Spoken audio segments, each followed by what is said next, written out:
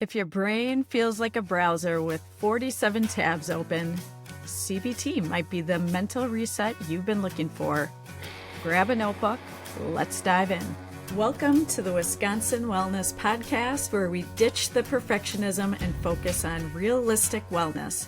I'm your host, Laurie Groh, licensed mental health counselor, practice owner, consultant, wife, mom of four, and yes, a very devoted dog mom. Hi, welcome to the power of CBT. What typically makes these webinars really valuable is the interaction. Now, if you're listening to this on my podcast or watching this pre-recorded, use your internal dialogue if you can in order to engage with the content, because otherwise you could just be reading. You know, we have a lot of information out there. What we really need is engagement, not information. So as long as you're engaging in the content, whether you're here or listening to it afterwards, that's going to be the most important part, because your brain will actually be changing. And that's the whole goal of CBT in the first place. I want you to think about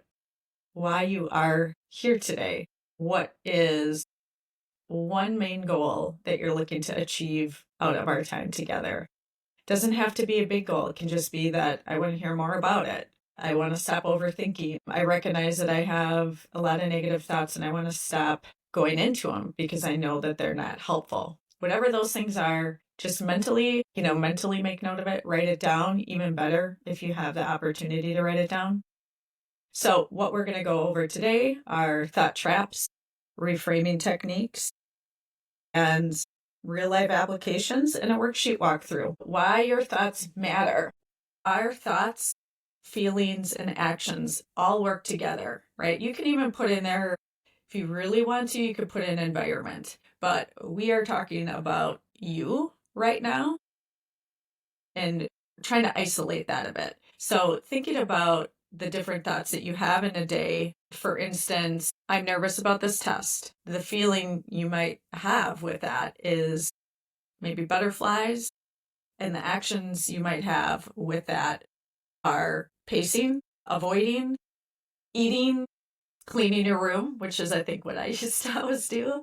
If your thoughts are, I'm going to fail this test, and if I fail this test, I'm going to fail the course. If I fail the course, I'm going to have to take it over again, or I'm going to fail out of school, or I'm not going to get into the college I want. If I don't get in the college I want, then I'm not going to get the job I want, and I'll end up homeless, right? Those thoughts also create a feeling, and that feeling of nervousness is now much more than that, because those thoughts that we were just talking about, if you think of, I don't know if you've ever did this when you were a kid, but you take a balloon and you're kind of popping it and making sure it's not touching the floor. Think about those thoughts as that. I'm going to fail. I always fail. I'm not smart. I'm going to end up being homeless. It's actually keeping that feeling, which is the balloon, up in the air, and you're continuing to feel it. Most feelings actually last about 30 to 90 seconds when it's just a feeling.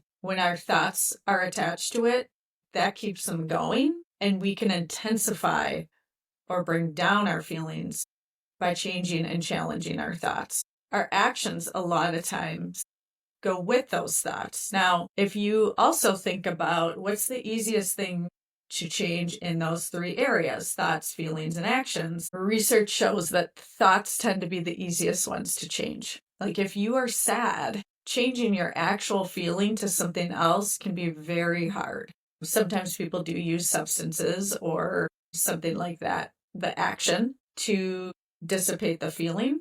But actually just changing your feeling is nearly impossible. It's this internal physical sensation. So to change a feeling, you'd have to really work on changing the physical piece. Meditation in some ways can't do that, right? Being present can do that, but I'd argue that that is a bit thought-based. Thinking about that and then thinking about behaviors, if you've ever tried to change a habit, that can be very hard as well. And the idea behind this is that thoughts are this easy way to go through it and to reduce some of the negative feelings we experience. So CBT helps you catch the thought before the spiral. And you don't have to believe, and this is one of the most important takeaways. You can turn this off right now as long as you recognize you don't have to believe every single thought you have. You're not your inner narrator. I want you to think about that. You are not the one speaking. Who are you then? Who are you if you're not the narrator? You can put it in the chat. You can think about it. You're the listener. You're the observer. You're the one taking in the words. Yes, technically you're producing them, but if you really think about who you are in this, it's not the narrator. Okay, so let's go on to the next. So cognitive behavioral therapy, just to give you context, has been around for quite a bit. I'm not going to get in the history of it. Feel free to look up Beck and you'll find some information. There's a lot of other, you know how some people just have that vibe, the kind where you could sit with them for hours talking about everything from life's biggest challenges to why cereal tastes better at night? Well, that's actually one of my hiring requirements at Shoreside Therapies. Sure, our therapists are experienced, educated, and specialized in all sorts of things, but the real test, do I feel like I could survive a long layover with them? Because if I don't, I know you won't want to open up to them either. As a self-proclaimed awkward introvert, I've learned that feeling at ease with your therapist is everything. You need someone who gets you, makes you feel heard, and won't make things weird when you overshare about your latest hyperfixation. Our clients are our biggest referral source. That means people love their therapists so much that they send their closest friends, their siblings, and probably even their kids' soccer coach our way. So if you're looking for therapy that's more than just nodding, where you can actually be yourself, come find us. Shoreside Therapies, where therapy is as real as you are.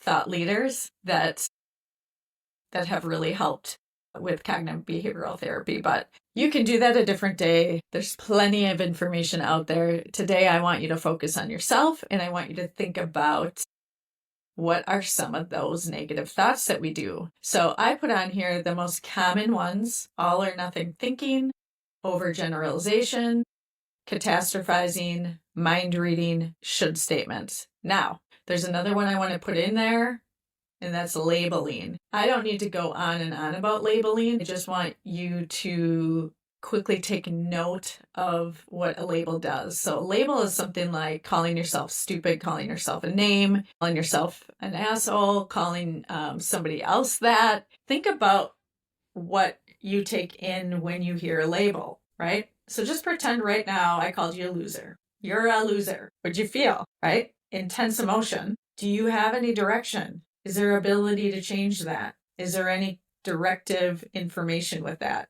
There's none. Intense feeling with actually no ability to make anything different. So it's not actually giving you any information. It is meant to elicit feelings, not meant to get change to occur. Anytime you are noticing yourself, use a label for yourself or someone else, recognize that. It's in its barest bones, not helpful, right? If I'm a loser, what do I do to change that? Can you help me? Can you give me some guidance? Can you tell me how not to be a loser? I mean, that could be a really good rebuttal if somebody calls you that. Can you give me some instructions on how to not be a loser?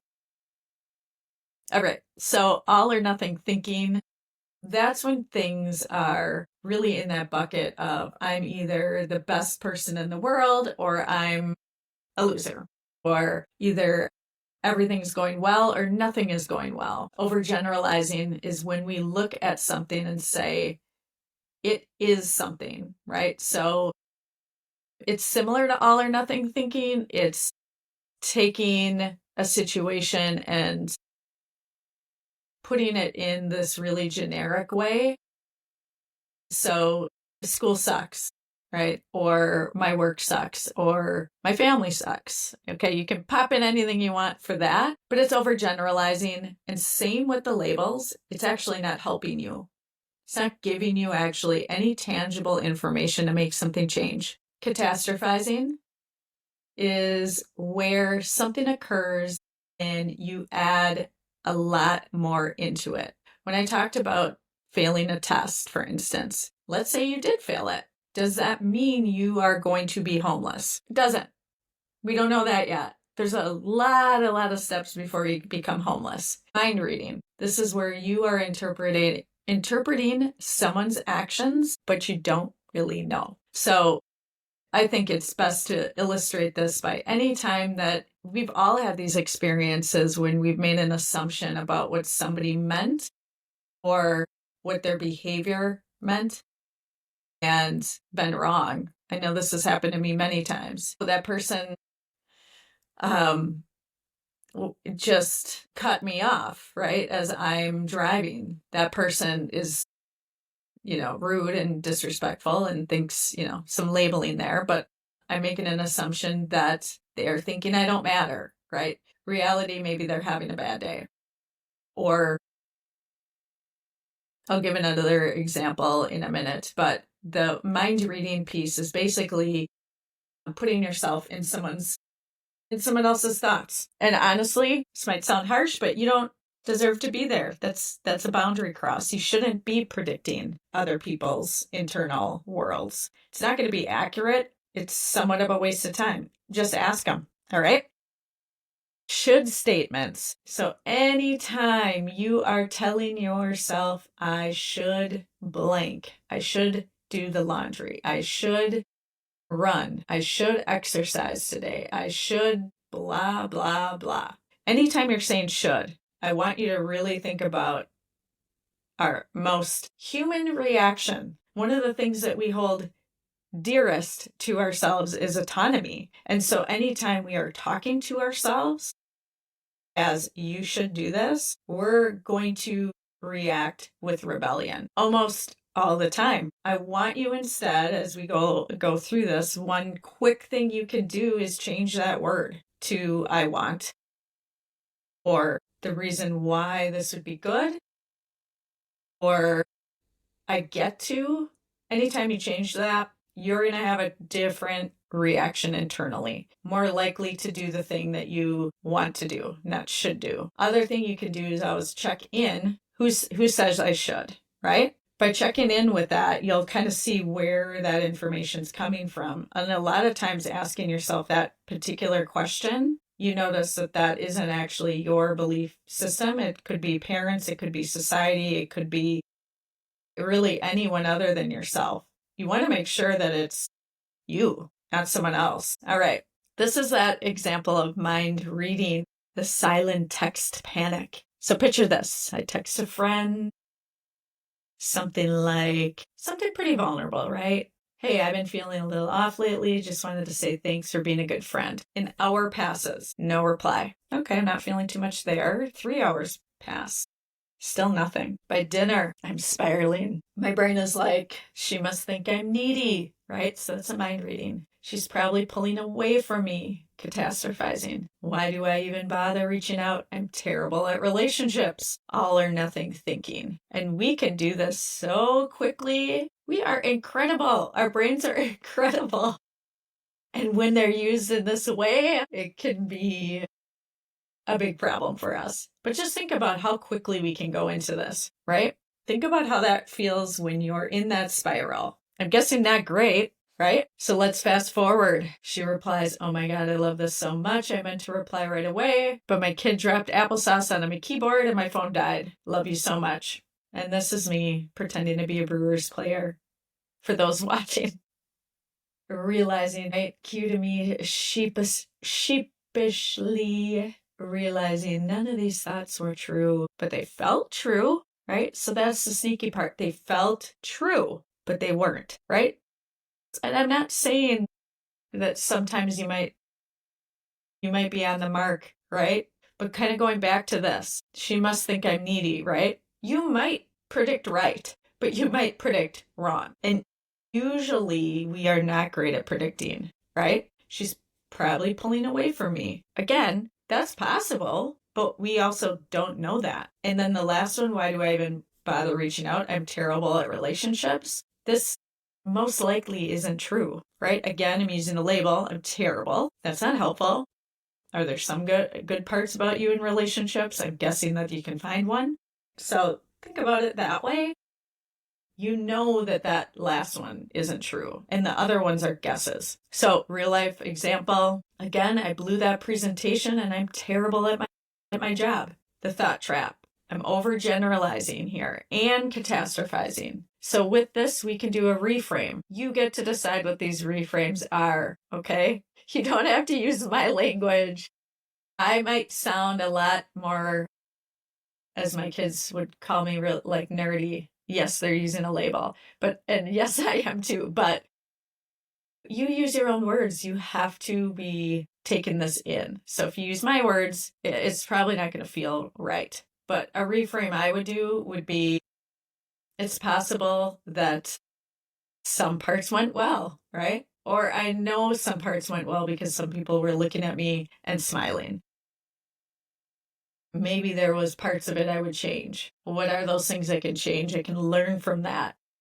One presentation isn't the end all be all. We teach our kids, right? The growth mindset. We want that too for ourselves. No one stands up and does one presentation and is incredible at it. I don't think that's an actual thing. If it is, message me, tell me about it,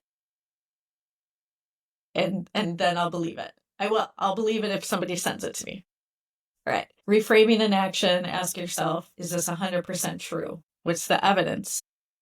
And what would I say to a friend? After that, I want you to write a new balanced thought.